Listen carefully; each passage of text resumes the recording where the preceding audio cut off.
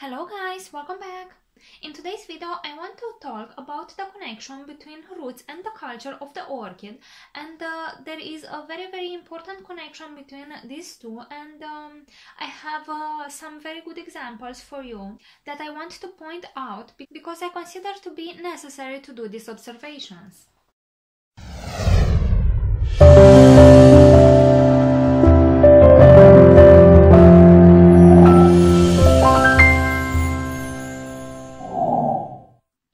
So we all know that having an orchid with a very good root system will lead to a very healthy plant and an orchid that will grow bushier and will get to a specimen size much faster than one that has root problems and is disturbed every few years to be repotted. So we know that the root cells serve to regulate the flow of water and nutrients as water-soluble ions into the plant and to regulate the gas exchange. What it happens is that carbon dioxide comes out and oxygen comes into the plant. But any green root, like on this phalaenopsis, will carry on photosynthesis. So the opposite flows are also present. The rates at which these occur are determined by physical characteristics of the root cells and by the relative concentrations of components on either side of the cell wall. A root cell, once grown, is apparently locked into the configuration that was appropriate at the time it grew, and it cannot change to accommodate to a new environment. New cells must grow and establish into the new environment. This is why we see the decomposition of the old root system when the plant is moved into a different culture, such as from bark or moss to semi-hydroponics. The functionality of cells in particular environment is not all or nothing, but is a matter of degree. Sometimes roots don't function at 100 degrees, but they can function at a lower level, especially when we are trying to adapt older roots to a semi-hydroponic system. There are quite a few rules that you want to keep in mind when you are converting orchids into semi-hydroponics. For example, when repotting, always make sure that the new growths or from the stem of the plant, new roots are forming.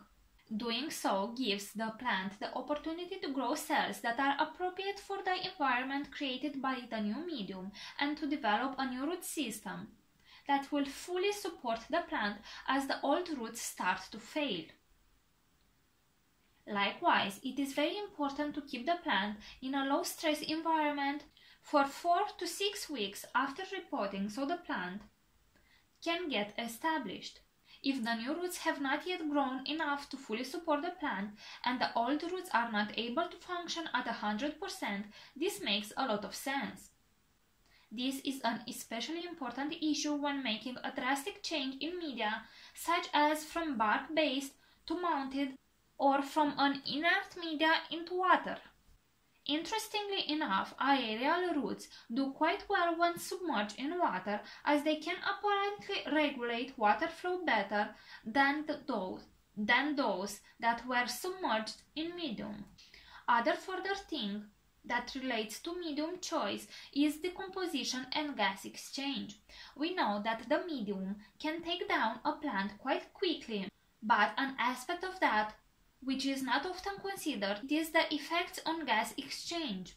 As organic medium decomposes, they tend to compact and stay quite wet, and it is quite plausible that it's the compacting of the medium and not the wetness or decomposition themselves that is the culprit in the rapid root loss of a plant.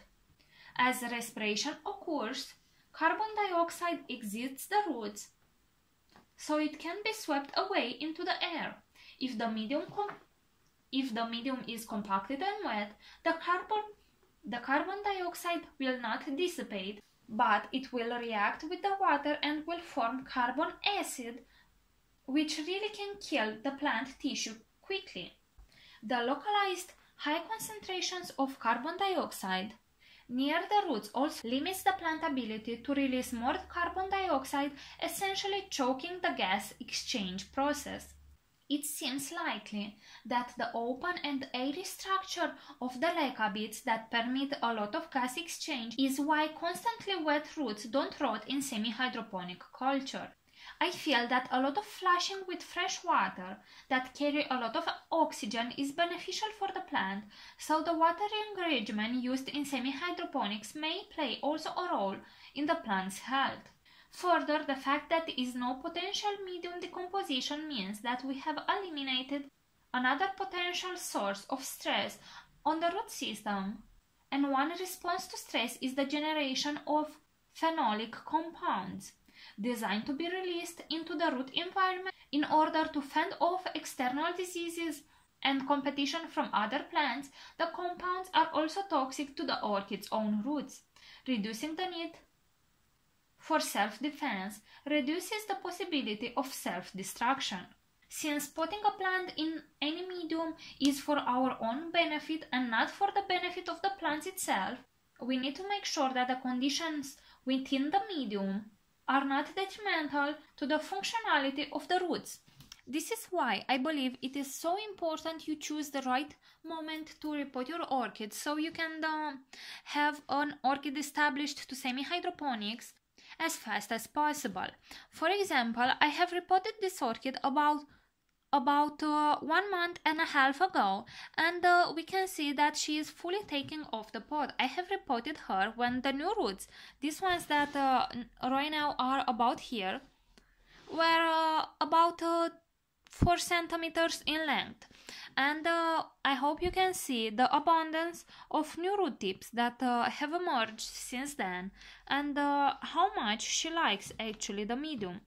This is actually a combination of leca and ceramis, and as soon as I will have more money I will buy the proper round leca beads, because right now I am out of it and I cannot transfer her, but we can see that even in this medium she is doing amazing.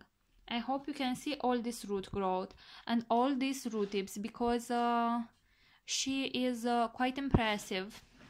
She is very vigorous. This is my Phalaenopsis harlequin, by the way, and she is growing, she's growing a spike here, but also she is growing a brand new branch here. So I guess I will have quite a show from this orchid soon. And as an example for what a very good root system can do for your orchid, I will give you this Cattleya. This is my Cattleya Iwanagara Apple Blossom Pink, and we have repotted this orchid this spring together. She was in a clay pot and we smashed the pot together, and I showed to you how many roots she had, and we can see that the size of the orchid improved so much in this orchid season, and what she did is incredible. So when we have repotted this orchid this spring, she had only 4 pseudobulbs. These 2 here that are quite big, this one here that is also quite big, the little one that is quite slim. So only 4 pseudobulbs, and since then it has grown, it has grown this fat new growth that has a double sheet here, and in no time she will start to produce a spike. She has pushed up this new growth that is not yet fully mature, but we can see that is already bigger than this pseudobulb that was already the biggest one that the orchid created.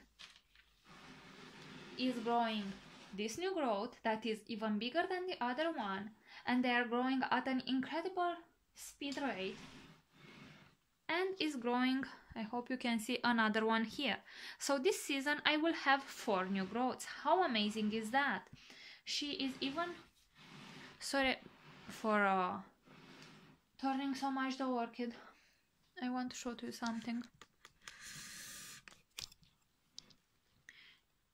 And she is even growing even more roots from the new growths. So this is quite incredible. I am very impressed by the rate growth of this orchid.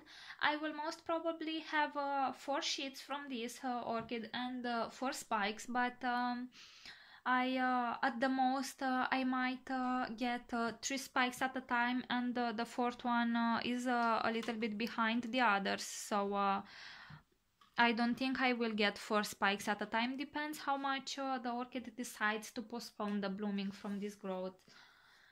She is usually blooming in winter or spring, so we will see that, but I just wanted to show to you this amazing example because the orchid is getting huge. I didn't even know that one agar apple blossom can get this fat and this tall with such big leaves and fat pseudobulbs. I am very impressed and I am very, very happy, and this is the result of the culture I am providing. This is a result of semi-hydroponics, and this is why I always say that it is very, very important how you grow your orchids and what care you provide for them. I want to actually measure this orchid for you because it is quite big. So this pseudobulb has about 12 centimeters. Oopsie. And the new one, I guess, will be around here, will have 15 centimeters, and from the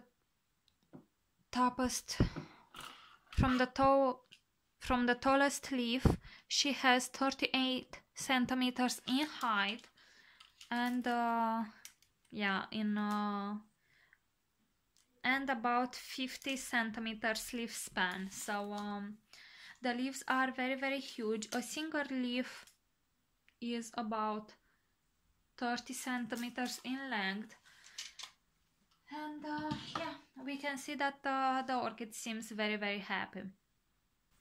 Alright guys, this was the video for today. If you have any questions, please leave them in the comment section below. I will be more than happy to answer them for you. If you have liked this video, please give it a thumbs up. And if this is the first time you are watching a video on my channel, make sure to subscribe so you can stay up to date with all my orchid videos. Thank you for watching and see you all next time. Bye!